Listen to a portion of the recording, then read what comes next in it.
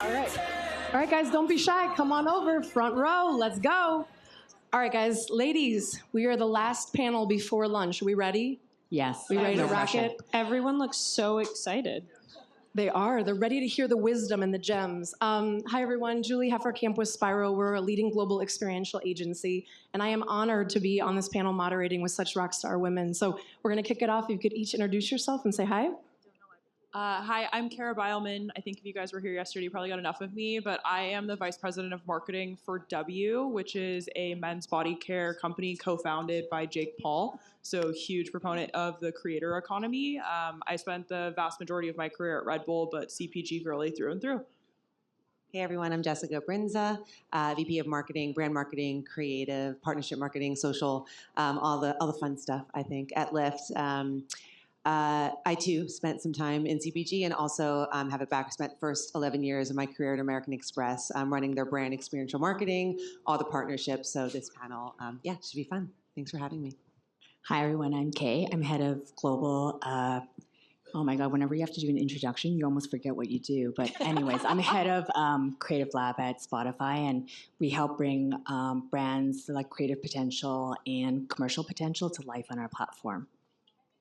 All right, I'm going to talk to the back. I'm going to warn you, they're not setting out lunch until we're done. So we're in such control right now. Joking.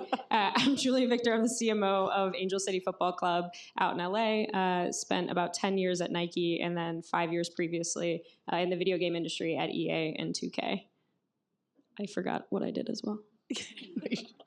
There's so much to talk about. I did things. Yeah, you did things. Well, speaking of doing things, we're going to talk about some of the things that each of your brands has done. So driving culture through sports, fandom, and community. I'd love for each of you to share just a little bit about one activation or moment where your brand just nailed it. You're like, we're showing up for our fans in a really authentic and beautiful way. Yeah, I'll kick us off just because we're going in order. But I'm actually not. I've only been at W for 3 months, so I'm not going to use an example from that. But prior at Red Bull, I was the brand lead on the inaugural Las Vegas Grand Prix for Formula One. And one of the things that we saw was huge fandom coming from the Gen Z kind of like really young audience. But one of the issues with that in Formula One is that it's extremely expensive. So accessibility is really an issue. And so what we did was take one of our F1 cars and bring it on tour. So we went to college campuses around the country. I think one of my favorite stories is like I don't know if anyone's familiar with Formula SAE, but it's this engineering club and they're like really focused on racing. And we brought one of those static cars to UCSD, and these 3 girls, women engineers, huge fans of Red Bull racing, walk up the stairs, see the static car, and just immediately start crying because they're so excited to be able to touch something that previously felt so out of touch and inaccessible. And then she came to work for me, so that was great. It was a marketing ploy, just recruitment tactic. It's the tears. It's the tears that do it. Tears sold me. Yeah. My example, first, who's a Liberty fan? Raise your hand. All right. And Golden State Valkyries? Yay. Okay. Go Sparks. Yes. So my example, I won't say all the WNBA teams, but those 2 we're partners of at Lyft. And so this past summer, the 2 things we're really proud of is that we activated fan nights that we think like are emblematic of our purpose, which is to serve and connect. So one was the New York Liberty Pride Night. Yes, we're one of the few companies that still support Pride publicly and openly. Yeah, thank you. And so we sponsored the New York Liberty Pride Night, and I was able to, with my colleague Caroline, give out the game ball, which entailed this to the ref. But you would have thought I just like hit a 3-pointer. So it was great. And then we also sponsored the Golden State Valkyries Fan Appreciation Night. For those who have been following this expansion team, it's pretty phenomenal. Actually, Jess Smith used to be the president of the Valkyries, used to be the president of Angel City, and she's done a phenomenal job. So we've sold out every single game, 18,000 plus fans every game, and so we wanted to sponsor that night. So very proud of both of those things. Awesome. By the way, I realized that I didn't tell any of you guys what I did before, but I was at Platform before. I felt like, oh God, this is my first job. I did a terrible job introducing myself. Here at Creative Lab, we do something slightly different because we actually work with brand and their agencies to bring their storytelling to life. So what we do is bring all the insights and all the best ways. We're like the product experts. So we come to brands and creatives and really help figure out their creative platform. So the thing that comes to mind in the spirit of sports is definitely Guinness. We work with them to bring a lot of insights around their, some might call rabid, some might call obsessive. We call them very passionate fan base of football. So Guinness does sponsor Premier League in England. And we came to them with a lot of insights about how people engage with content. So it's never just about that actual moment when the game happens, but it's all the critique that goes around it. It's all the dissection of the game. It's all the pregame anticipation and all the content, the playlists that come with it. So we came with a lot of insights around podcasts and how, again, they play such a big role in helping to build that anticipation for fans and help them get a lot deeper with their passions. So they did a really lovely long-term sponsorship with The Rest Is. For all the folks that are in England, it is an owned and licensed podcast that we work with through Goalhanger. And so they sponsored that for a long time, and it ended up in a really lovely podcast tour where we were recording all of the podcasts live, but Guinness was sponsoring as well. So it was a really nice way for a brand to be involved in a way that they were exchanging value, but in a way that they weren't really interrupting that process, but really supporting the fandom and the community that was built around it. So again, in the spirit of football, that's the one. I'm going to pass it to Julie. I feel like we should have had a Guinness. You do the split the G challenge, like right here. It's new. It's noon, right? It's noon somewhere. I've actually only been at Angel City since the start, about March of this year, and we had a really unique opportunity. Not to get all political, but there are things happening around the U.S. around ICE and immigration and things like that. And as a sports team that represents a city, it's a really hard place to decide how you're going to show up for your community and your fans. In football, as Kay mentioned, there are supporters groups that we have that aren't officially affiliated with our club, but they are obviously a huge part of our fandom and our fan base, and they drive so much of the in-game experience that we like to do as much as we can to show up for them. And it was a really unique moment about a month into my tenure. We heard from some of our supporters groups that they were afraid to show up to our game because of things that were happening. And no other major sports team in LA had sort of put out a statement or said anything. It was just as things were getting going. And we met really quickly and distinctly as a team and tried to figure out what does showing up look like that is more than just a statement. I think we all know that sort of the era of statements is over. It's, show up with action and then talk about it later. And so we super quickly and have an incredible creative team. It was probably just a few of us in a room came up with this idea around Immigrant City Football Club. And it was a way for us to make a statement that was still in line with league rules, which those are fun things I'm learning coming from Nike, where it's break things and do that later. You can't really do that in a league. I'm learning that quickly. And so we came up with this incredible platform called Immigrant City Football Club with the tagline of Los Angeles is for everyone. We actually made shirts and handed them out and sold them, and 50% of the proceeds, actually all of the gross net proceeds, went to some foundations that were helping immigrants. And it was something we kind of did and didn't talk about. We let our community talk about, and it went wild. Immigrant City Football Club t-shirts are actually our best sold merchandise right now. Kind of across the globe, we see it being sold in Europe and things like that. And it was a moment that we were all incredibly proud of because our club started as a platform for impact. And sometimes impact isn't just about gender equity or things. It was about being the first major sports club in LA showing up in that moment. And so that was pretty dang cool. Very cool. Can I add something to that, Julie? Yeah, yes.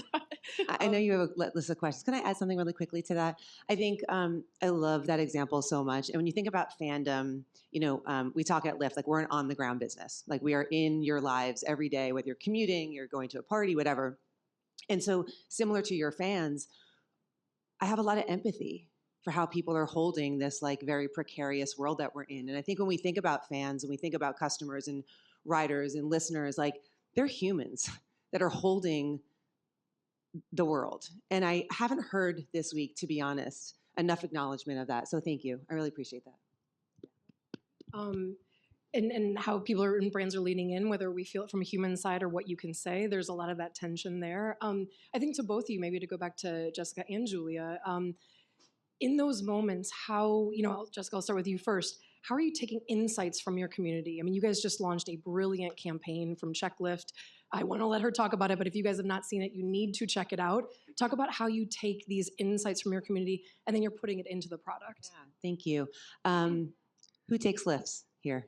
Raise your hand. Okay, great. So, Lyft's a challenger brand, and it's a really fun brand to work on because we're not the dominant player.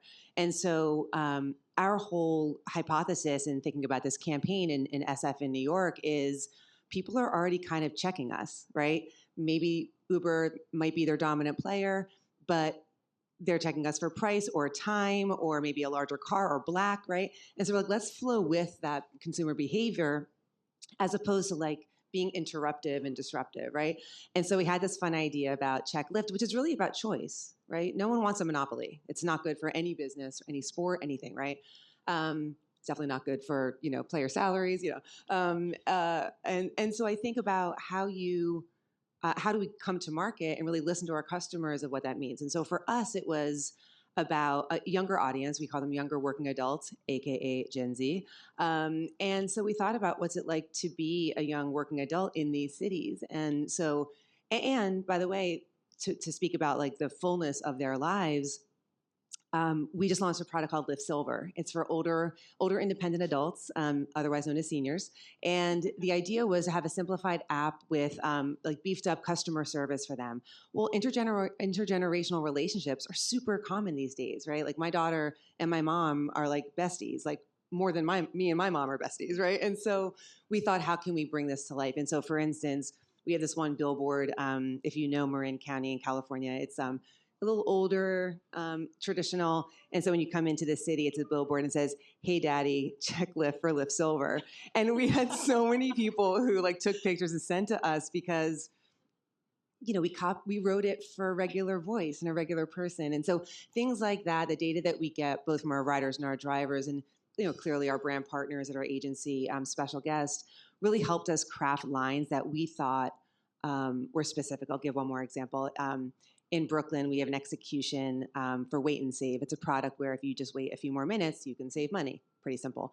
And so the insight was around like, well, what would you wait for? Like, are you getting ready? Whatever. So it was, something like, order pancakes for the table. Like, let's check Lyft for Wait and Save. Like, savoring that last moment with your friends to save like $10. So some examples. Yeah, no, those are. No, I was just going to jump in. I said, what's really interesting about data is that it's really showing us that culture is co-created. Really, it's not just we all know that you can't just broadcast your message and call it a day, but it is really about co-creating. And then as a brand, what value do you bring to the table that's really authentic? And I think that's what's really interesting about talking about fandom as a base. It's all around passion and people's desire to get deeper in a content or about a specific area or a person. So I think I just love what you said. I love that program.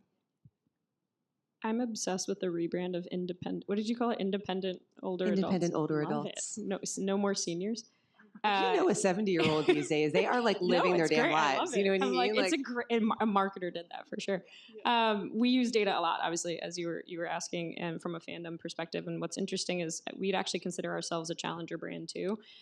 We are at the top of a lot of things in the NWSL, but this is actually one of the first years in America where the WNBA in basketball is outpacing soccer in growth and in revenue and things like that. And I could talk ad nauseum about the amazing work Phil and his team are doing at the WNBA, what the Valkyries are doing.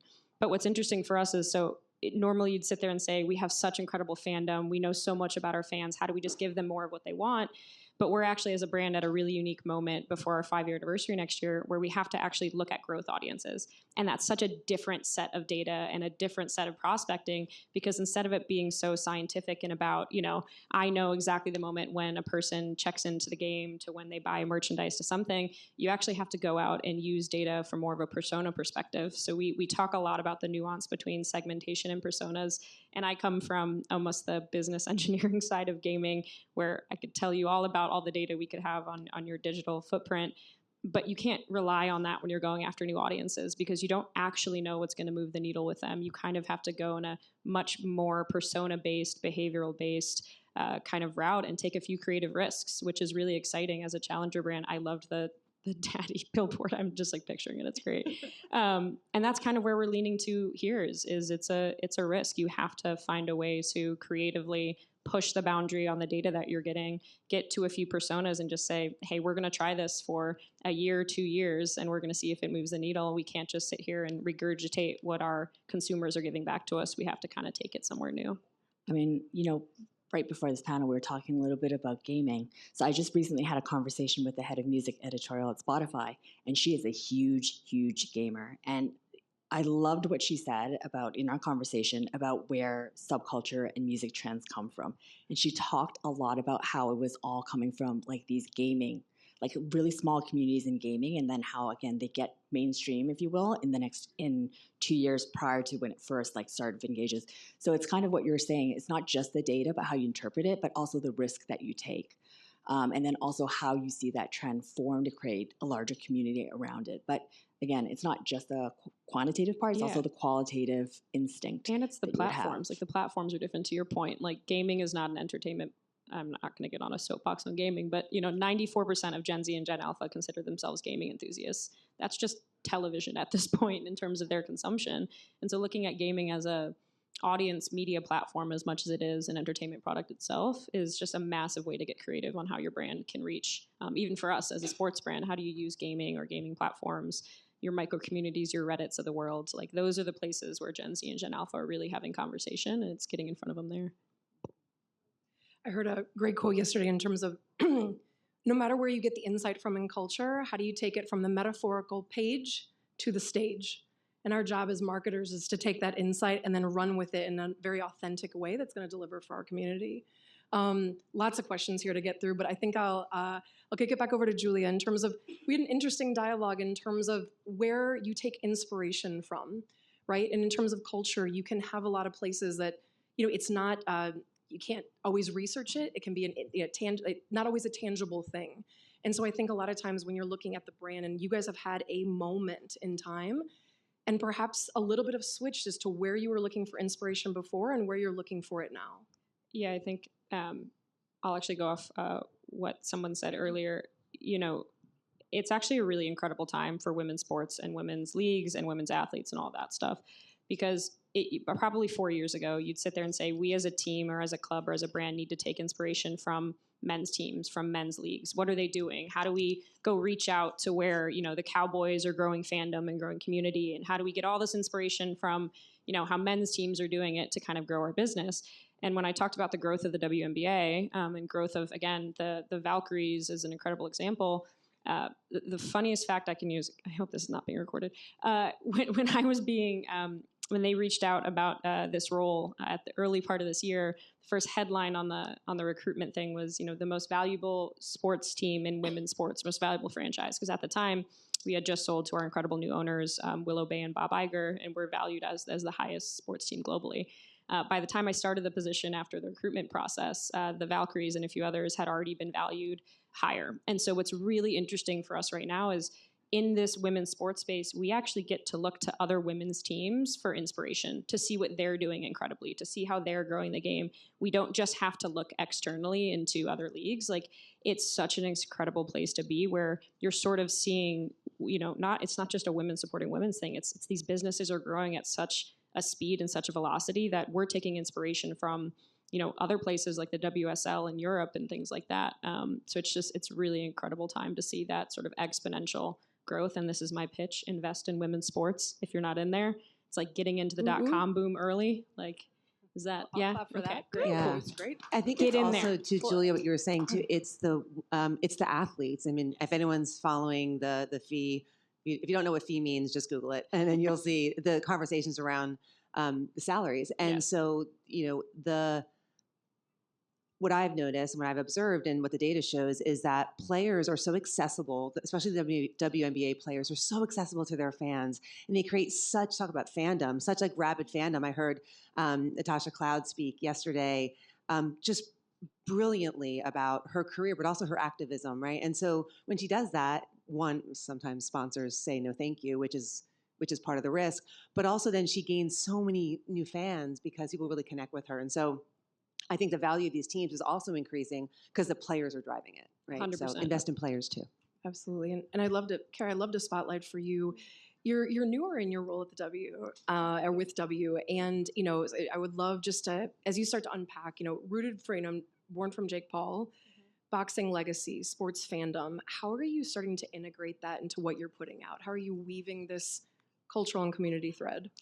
Yeah, 100%. I think obviously it's incredible. Like Jake is incredibly polarizing, but aside from that, he's got more than 100 million fans globally, right? Huge creator. But I think when you take a step back, it's actually like a similar ethos that I've done working on any athlete or culture, dancer, musician partnerships in my career, right? Is like co-creation on what matters to them. And we go to the table with that. And obviously it's a little bit different, right? Because he's my boss's boss, if you will. But we go to the table and we're like, what is really exciting about what you want to do with this? And like, how do we then kind of amplify that to our message, to consumers, and like looking at how we can help them get their daily W, right? Is like winning is the ethos, and like the discipline that it takes to get there, the rigor that it takes to get there. And I think that's something that he works really hard for, because he wanted to be a pro athlete. Like he never wanted to be a YouTuber. Like that was never the goal. He just happens to be incredibly good at it.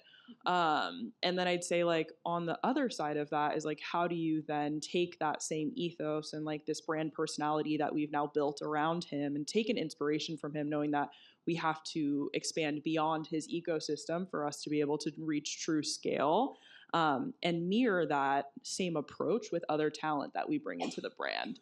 Right. And so we're like in the midst of signing our first NFL athlete, like huge reach, knowing that that's really important to our audience. But it's like sitting at the table with them and being like, hey, this is what we need to do. And we want your ideas for how we do it so that the credibility is inherent versus forced. Well, I think that's so important. And I'm going to throw it to Kay here. You in that same authentic voice that you were just speaking of, you're really all about, you're very bullish on podcast. And that authentic voice, you talked about, even I think your quote was, it's a very undervalued brand tool. I'd love for you to expand on that. Yeah, just like I alluded to before, a lot of people come to Spotify because it really is a place where fans and like creators come together. And we have a lot of tools for everybody to interact. It's not just about like a moment, but you actually go in, and again, I'm going to use a very topical example, K-pop Demon Hunters, unexpected hit on Netflix. But now, do we all sing Golden? Should we sing Golden right what now? is Golden? It's so good. No, I was kidding. I've Platinum? been practicing So good. with my kid. My mom was like, is it for talent show? I said, no, she's just practicing for fun. Just for fun. But if you look at K-pop Demon Hunters, right? The movie happened. It had a huge reception. And then now people are coming to the platform to listen to the music of the artists that were featured, to now listen to podcasts, to creating podcasts about it, and then about the lore. So it's really interesting to just see fandom is not as an audience, which I think, again, like as brand marketers and people who are doing marketing, you want to think about fandom as like people, but they're not. It's also behaviors, because with fandom comes very specific vernacular, there's inside jokes, there's context, it's ever evolving. So I think that's the one thing I'll say before I actually get to the question. For podcasts, I would say it is a way of getting super, super deep into a topic. And what's really interesting for me from at least an intellectual standpoint, and again, I didn't introduce myself correctly, but I did work at Meta and at social media app for a long time with Instagram, is seeing the vacillation, right? We see very short form, again, doom scrolling. I think the last panelist was talking a little bit about how much there's all of that. But there's also a need for a respite with longer content, is not to have something quite so superficial and so fast. People are actually want to get deeper with content, deeper with passions that they have. Again, we might call it obsessive, but people get very obsessive about the things around things that are happening, around an artist that they love. And so again, I think Spotify gives that opportunity. I think podcasts show that. Like, it is crazy how many times I'm talking to a podcaster who has a podcast that's for 2 hours long. And they will say, my audience says they want it to be even longer. They complain about it. And so again, on one end, you have, again, brand marketers saying 6 seconds, 15 seconds. On the other end of the spectrum, there is people that are spending time like 2+ hours on podcasts every single day. And again, that to me is under leverage, right? It's relationship building because people are spending a lot of time with you. It's authentic because the context is very rich. It's very intimate. It gives you a lot of time to actually go deep into content, to expose the talent, the personalities that are behind it. So again, it's just such a different medium that I think brands are not leveraging because they're thinking about it in a way like an ad spot versus, again, a place to develop a relationship. And I think it's so underserved in so many ways. And I think brands could really capitalize on that if they do it in a really authentic way. You just made me think of something that might be controversial, but it's what you said of the co-creation part. I think sometimes we confuse brands with fandom, and fueling fandom is actually about giving away your brand to allow the fans to do whatever the hell they want to with it. Like, we're talking about K-pop Demon Hunters. I actually have an old colleague from The Sims here. I got to do a stint as the head of brand on The Sims, and we always used to joke, it wasn't about our brand marketing that did well, it's how the fans would take the platform and just talk about fan fiction. Like, they would do a whole Twilight series where actually, like, you know, half the cast dies and who dies first. And when you talk about fueling fandom, it's fueling their use of your brand. It's saying, like, we want you to be involved. We want you, you know, on the sports side, we always joke is we want them to hate us for a trade. We want them to get upset. We want them to feel like they're involved and invested. And so fueling fandom is actually about getting more comfortable with giving your brand to your fans to allow them to have a relationship with you. And so I loved what you were saying about the co-creation because it's so important. It's so important to fuel those fan fiction moments, those like, you take the story, the fee comment, like take the fee and make the memes about it. Like, those memes are going to do so much better than my branded content will. And so how do I fuel them to feel like they're a part of the conversation? I think it's also like trusting your teams, right? So Kay and I, we have the woman who runs my social team, Jen Winston, is a former Meta employee. And, you know, I trust her implicitly, you know, to understand, you know, we think about cultural moments or culture. It's like, there is no culture. There's no monoculture, right? It's like a bazillion cultures all the time. And so we did a partnership with the Summer I Turned Pretty. And Summer I Turned Pretty fans? Yes. Yeah. Okay, great. And which one are we supposed to like, Conrad or the other one? Neither, I think. Oh, damn. Yeah. Neither. Okay. We can start, I don't know, a debate if not. But it was a really interesting idea the team had, right? It was like a little kernel of an idea that they like pitched. And we ended up doing an event in Ohio. And anyway, it's one of our highest performing assets that we've done all year. And, you know, that's not something that you'd be like fandom, but that's fandom, you know, Love Island Watcher, same thing, fandom, right? Exactly. And so I think it's like the definition as well. I can get behind Love Island. Yeah. That one I got. I think so because everybody thinks fandom means large amount of people, but it's not. It sometimes could be a small amount of people who are super passionate about it. Again, with the inside jokes. Like, I laugh a lot. My husband, who's a digital creator, part-time, he doesn't make a full-time living out of it. But he has about 100,000 followers, which is, you know, big in the scheme of things, but not like so big that he's a mass creator. But when you look in the commentary, like people that have been following him for the last 10 years, they have their own inside jokes. They have their own context. They're referring to different topics that he's touched on in the past. He's a comedian. And so again, I think to your point, it's not just about like a big size. It's about like a love for something that they're sharing. And I think that's what's also really important to think when you think about fandom. Yeah, I mean, I think the baseline, right, is like fandom is so powerful, and like you have to be really intentional around like the nuance, right, like the inside jokes and like listening to the fandom. I mean, we were having a conversation the other day here, and part of it is just ask them, like, what do they want from us? How do you want to see us come to life? And I think that can be some of the most powerful like insight that you get. But I think at a baseline, right, the number one thing that's so powerful about fandom is like it brings people together around whatever micro thing that it is that they're obsessed with, but it's emotional. And when you talk about like marketing and like fundamentals, if you want marketing that is going to deliver for you, you need to elicit emotion. That's how you'll deliver. Yeah, I was going to add, I'm not sure if y'all know that Lyft owns bike share and ride share. So City Bike here in New York, we own City Bike. And we had an incredible opportunity. I was thinking about players and also artists. Chapel Roan came to Republic when she was doing her new Subway video. And again, I think like part of like data you're talking about, like how do you know? It's also relationships. Like I've known Carrie at Republic for way too many years, right? And she trusts me, right? And she called me. She's like, "Hey, I have an idea. You can't tell anyone."